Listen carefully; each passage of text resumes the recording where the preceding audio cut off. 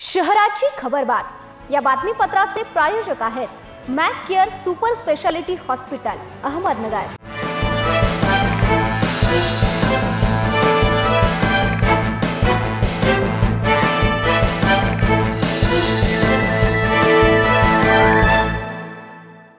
प्रेक्षको नमस्कार, मी दिशा न्यूज 24 सह्याद्रीमध्ये तुमचं स्वागत। पाहूया अहिल्यानगर शहरातील महत्त्वपूर्ण बातम्यांचा आढावा शहराची खबरबातमध्ये।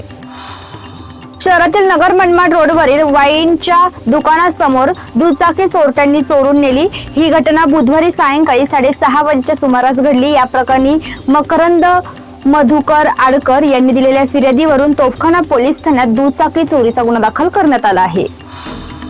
खर्च करण्यासाठी पैसे देण्यास नकार दिल्याने एकास मारहाण केल्याची घटना शुक्रवारी पहाटे 4:30 वाजेच्या सुमारास घडली।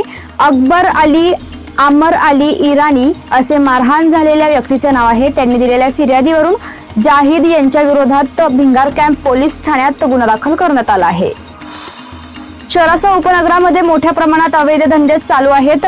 परराज्यातून मोलमजुरीसाठी शहरात आलेल्या कामगारांना कामावर ठेवून त्यांच्या मार्फत मटका, जुगार, दारू अड्डे, बिंगो, पत्त्याचे क्लब यांसारखे धंदे सुरू आहेत। नूतन जिल्हा अधीक्षक सुदर्शन यांनी पदभार स्वीकारल्यानंतर अवैध धंदे बंद करण्याचे स्पष्ट आदेश सर्व पोलीस ठाण्याच्या प्रभारींना दिले आहेत।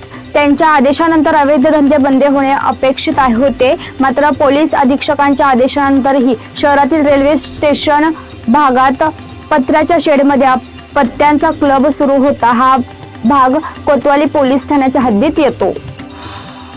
महाराष्ट्रात मोठ्या प्रमाणात ट्रॅव्हल जिहाद सुरू असल्याचा आरोप करत सकल हिंदू समाजातर्फे आज अहिल्यानगरच्या कायनेटिक चौकात रस्ता रोको आंदोलन करण्यात आलं। कायदा व सुव्यवस्थेच्या उद्देशाने पोलीस प्रशासनाने अहिल्यानगर शहरातील उड्डाण पुलावरील वाहतूक बंद ठेवत ही वाहतूक पर्यायी मार्गाने वळवण्यात आली। या आंदोलनाच्या वेळी आमदार संग्राम जगताप यांनी ट्रॅव्हल जिहाद बाबत गंभीर आरोप केले आहेत।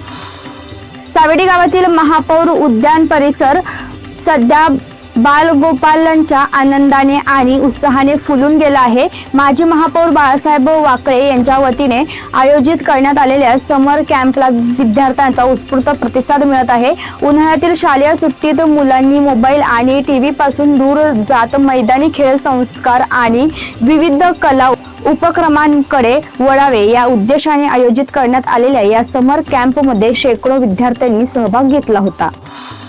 शहराच्या खबरबातमध्ये आपण इथेच थांबतोय, मात्र तुम्ही पाहत राहा न्यूज 24 सह्याद्री।